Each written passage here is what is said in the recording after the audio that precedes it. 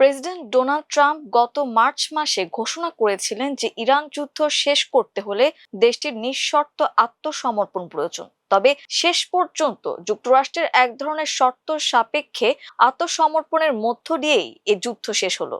ইরানের সঙ্গে ট্রাম্প প্রশাসনের সাম্প্রতিক প্রাথমিক চুক্তিকে কেন্দ্র করে কট্টরপন্থী রিপাবলিকান ও যুদ্ধবাজ নেতারা এখন তীব্র সমালোচনা করছেন। রক্ষণশীল বিশ্লেষক এরিক এরিকসন লিখেছেন, ট্রাম্প ইরানের কাছে আত্মসমর্পণ করেছেন।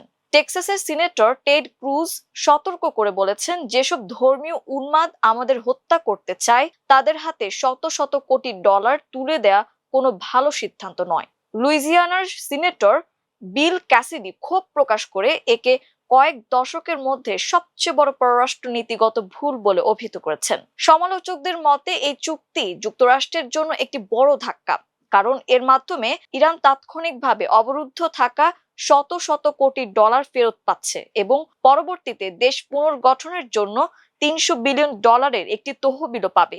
এছাড়া চুক্তি অনুযায়ী আগামী 60 দিন পর ইরান হরমুজ প্রণালী দিয়ে চলাচলকারী বাণিজ্যিক জাহাজ থেকে ফি বা শুল্ক আদায়ের আংশিক সুযোগ পেতে যাচ্ছে। তবে এই সমালোচকরা মূল বিষয়টি এড়িয়ে যাচ্ছে। ট্রাম্পের আসল ভুল যুদ্ধ শেষ করা নয়, বরং এই অপ্রয়োজনীয় যুদ্ধে জড়ানো। বর্তমান পরিস্থিতিতে ট্রাম্পের যুদ্ধ থেকে পিছিয়ে আসার সিদ্ধান্তটি সঠিক ছিল, কারণ যুদ্ধ চালিয়ে গেলে আরো অনেক মানুষের প্রাণহানি ঘটতো। এই যুদ্ধ ইতোমধ্যে বিশ্ব অর্থনীতি এবং মধ্যবর্তী নির্বাচনে রিপাবলিকানদের জয়ের সম্ভাবনাকে মারাত্মকভাবে ক্ষতিগ্রস্ত করছিল। ট্রাম্প নিজেই বলেছেন, আমরা যদি এই চুক্তি না করতাম তবে আরো কয়েক সপ্তাহ বা কয়েক বছর বোমা ফেলা যেত, কিন্তু হরমুজ প্রণালী কখনোই উন্মুক্ত হতো না। আমি কোনো অর্থনৈতিক বিপর্যয় দেখতে চাইনি। অপ্রিয় সত্য হলো, ইরান এই যুদ্ধে জয়ী হয়েছে এবং সে কারণেই তারা আলোচনায় আধিপত্য বিস্তার করেছে। ট্রাম্প চুক্তি করতে যতটা সম্ভব দেরি করেছিলেন, কারণ তিনি জানতেন যে কোনো চুক্তি তার জন্য অপমানজনক হবে। কিন্তু যুদ্ধে ব্যর্থতার কারণে তার সামনে আর কোনো ভালো পথ খোলা ছিল না।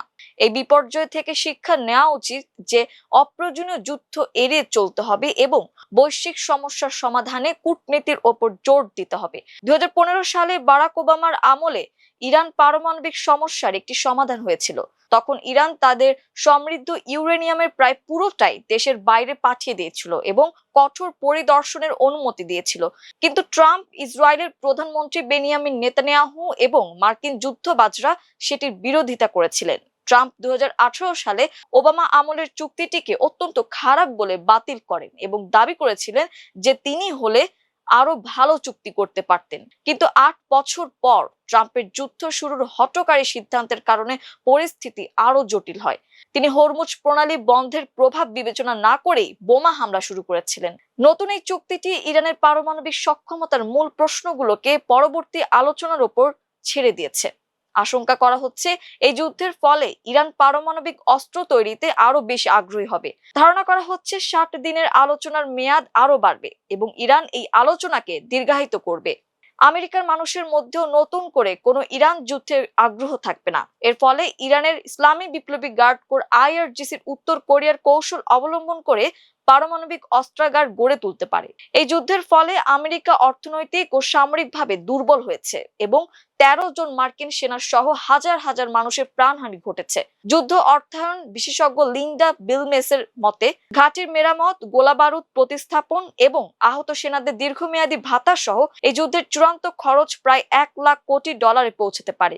আমেরিকার শিক্ষা, স্বাস্থ্য বা মানবিক সহায়তায় ব্যয় হতে পারত এমন বিপুল অর্থ পারস্য উপসাগরে অপচয় করা হয়েছে। এই যুদ্ধের মাধ্যমে সাধারণ ইরানিদের সবচেয়ে বেশি প্রতারিত করা হয়েছে। গত জানুয়ারিতে ইরানি সরকারের দমন পীড়নের পর ট্রাম্প বলেছিলেন সহায়তা আসছে, কিন্তু এখন ইরানিদের আরো বেশি অত্যাচারী সরকারের অধীনে রেখে আসা হয়েছে। এমনকি এই মাসে ট্রাম্প প্রশাসন এক ইরানি নারীকে মধ্য আফ্রিকান প্রজাতন্ত্রে ফেরত পাঠিয়েছে, যেখানে মার্কিন স্টেট ডিপার্টমেন্টটি নিজ নাগরিকদের যেতে নিষেধ করে। সুতরাং এই ব্যর্থ ইরান যুদ্ধ চুক্তির সমালোচনা অবশ্যই করা উচিত, তবে ট্রাম্পের যুদ্ধ থেকে বের হয়ে আসাটা ট্র্যাজেডি নয়, বরং যুদ্ধটাই ছিল আসল ট্র্যাজেডি।